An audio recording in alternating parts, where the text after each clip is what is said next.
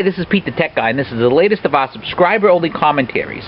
If you're watching the Tease right now and want to see the entire commentary, go to detechguyblog.com. That's DATECHGUI blog.com. Hit the tip jar for any amount, and I will send you the link to this full commentary. Hit subscribe for any amount, and you'll get the links to the commentaries before they even go up on the website. Now, today we're going to start with a little bit of science fiction. One of the strangest TV shows of all time is a show called Red Dwarf. It's a science fiction series out of England that basically tells the story of this guy, Lister, played by an actor by the name of Craig Charles, who is pretty much the last surviving human. He's on this mining ship, Red Dwarf. He's the last surviving human because his partner in crime, who's ranked slightly above him in the crew, a fellow named Arnold Rimmer, accidentally repaired something wrong and caused the entire ship to be wiped out. The only survivor being Lister. Rimmer doesn't survive per se, but the ship is able to recreate a hologram of one crew member, and because Lister had most of his interactions with Rimmer, none of them pleasant, mind you, but the most interactions, he was revived. The cast was rounded out by Danny John Julius, who plays Cat, which is basically Lister's cat. Lister was put into suspended animation for sneaking a cat on board. When the crew was wiped out, millions of years pass. The cats have all evolved into these humanoid creatures, and they've all left the ship except for the character, the cat, who's very stupid, and a robot, or android, as I should say, by the name of Crichton, who was introduced in the second season, became a regular in the third.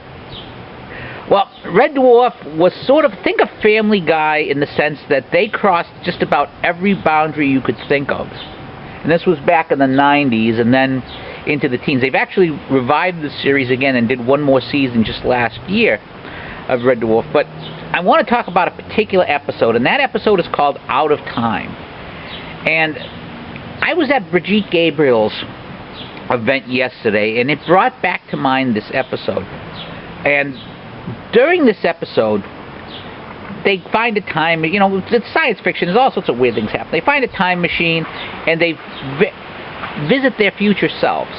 And they find that their future selves are really asses. And what their future selves are doing, basically, is spending all their time with ruthless dictators throughout all of history. And the reason why they're doing it is because ruthless dictators tend to live a very good life. I mean, if you're stealing from the public, if you're not bothering to feed your people, you get everything. So you get the best of the wine, the best of food, the best of everything.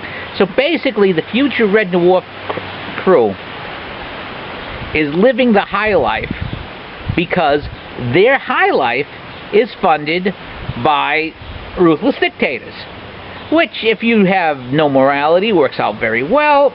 But if you have a sense of morality, is a problem, and it becomes a confrontation, which I'll let you check out the show to see it yourself. It's the final episode of Season 6, Red Dwarf. You can find it on Amazon.com. Maybe I'll put a link to it, maybe not.